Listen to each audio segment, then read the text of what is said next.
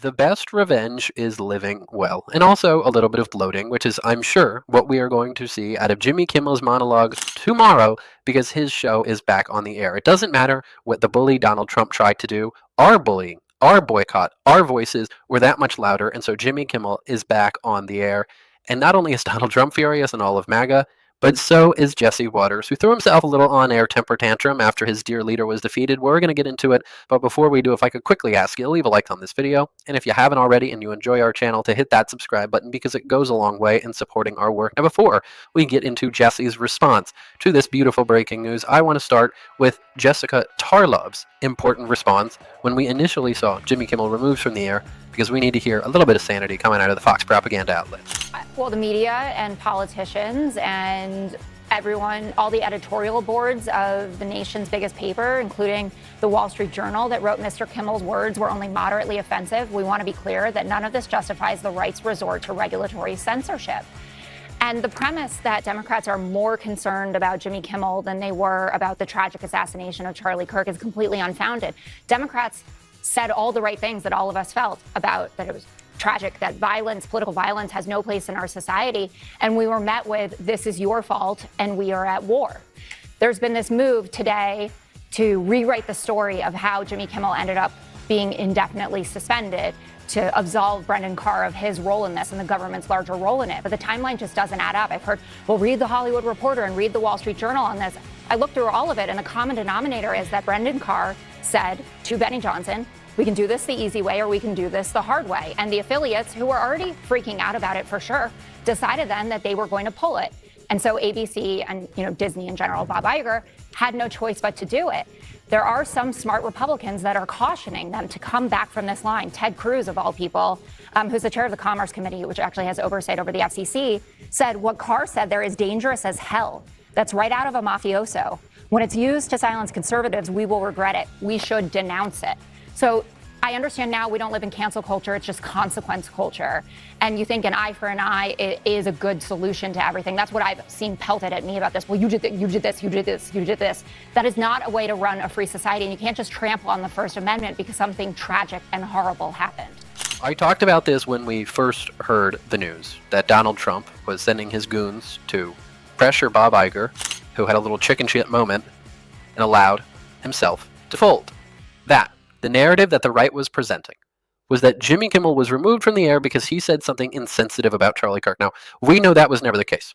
But if their argument was that public pressure would result in Jimmy Kimmel being removed from the air because of Charlie Kirk, then public pressure in the other direction would get him back on. And it did. But this was never an outrage from the audience. This was Donald Trump, which is the reason why this clip from Eric Swalwell, before we get into Jesse Waters, matters so much to me. Maybe I was not loud enough in the past when Republicans spoke out against government censorship. And if that's the case, I will go back and revisit whether I could have been louder.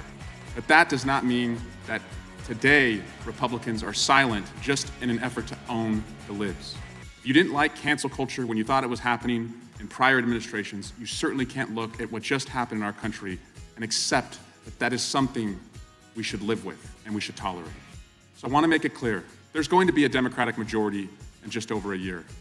And to the FCC chairperson and anyone involved in these dirty deals, get a lawyer and save your records, because you're going to be in this room and you're going to be answering questions about the deals that you struck and who benefited and what the cost was to the American people because that happened.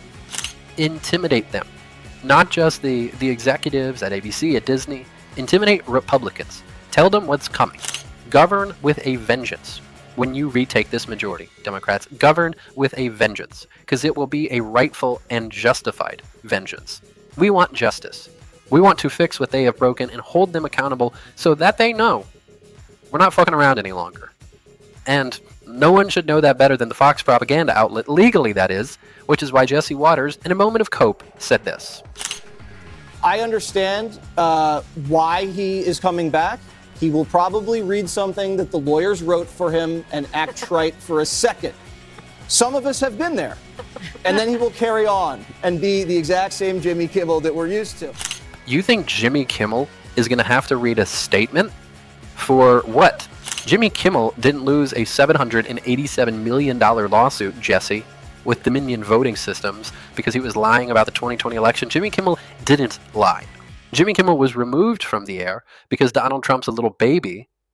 He's a little crybaby. And Bob Iger, for a couple days there, was his bitch. But then he saw that stock price start ticking down, billions of dollars in market cap, all because of us, evaporate, go off into thin air. And he realized, I think I'd rather pick a fight with Donald Trump than with us, the people fighting back, the resistance.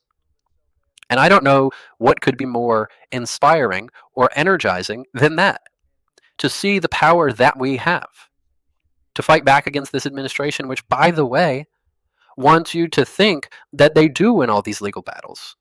Do you know how many times Donald Trump has been injuncted? Carolyn Levitt screams about it all the time. He's had his plans stopped, thwarted, upended. Do you know how many lawsuits, frivolous lawsuits, he's lost? The Republican Party used to be, we're going to be small government. Now the government is taking over everything, including the late night that you watch. They used to say, oh, we hate the little petty litigation. Now that's all that Donald Trump does is sue and sue and sue. They're hypocrites. Let's call them out. And let's point out the fact that they are not inevitable. That is what Donald Trump wants us to think. Donald Trump didn't show up to the Disney corporate office and say, I'm ready to push this red button, right? And unless you take Kimmel off the air, we're wiping this whole place out. No. Donald Trump's FCC commissioner alluded to the fact that it was easy way or hard way. That was the threat he made to Disney. But they didn't action anything, right? There was no actual crackdown. They capitulated in advance. They didn't want to have the fight. That's what we can't allow to happen. You need to have the fight.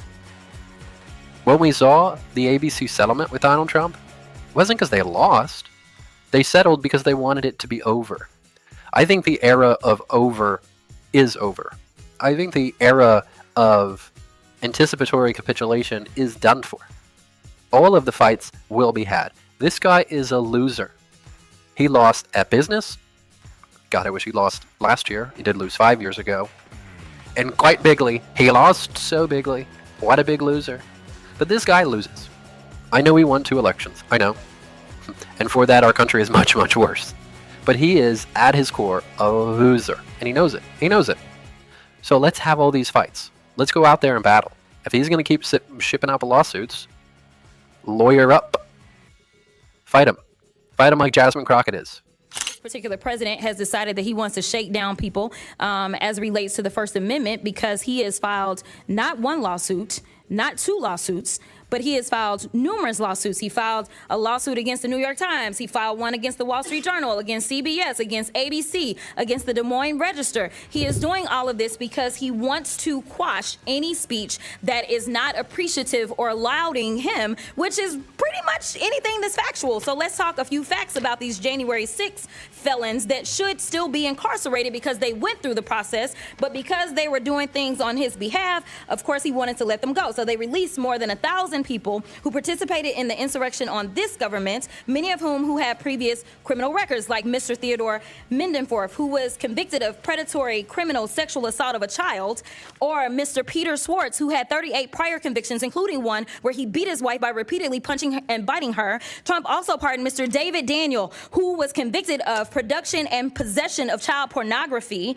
Trump also pardoned Mr. Daniel Ball, who, quote, threw an explosive device that detonated upon at least 25 officers during the Capitol riot. He also had a record for, quote, domestic violence by strangulation. I'm not done. Trump also pardoned Mr. Andrew Taki, who sent nudes to an undercover law enforcement officer who was posing as a 15-year-old girl. Mr. Casey Hopkins also received a pardon from Trump, and Mr. Hopkins was convicted of forcible rape. According to court records, he, quote, had forcible intercourse with the victim, choked her to the point of impairing her vision, banged her head into a wall, and urinated into the victim's mouth as he humiliated her. These are the people that he decided to release in the streets of D.C. So if anybody does need to clean up D.C., I would agree it is this man, because he is the one that is causing half the crime that we have.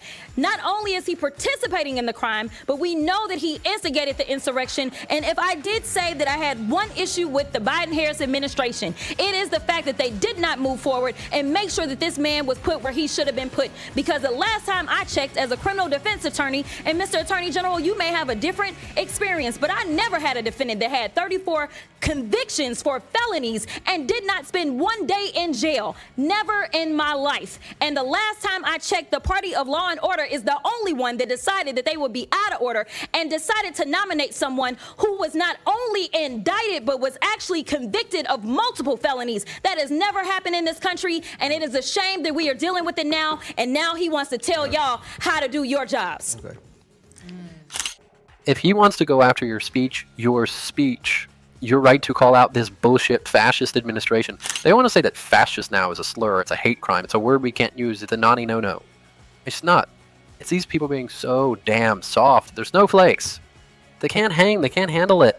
They hate it. They hate it when we antagonize them. Isn't that all the encouragement you need to do it more?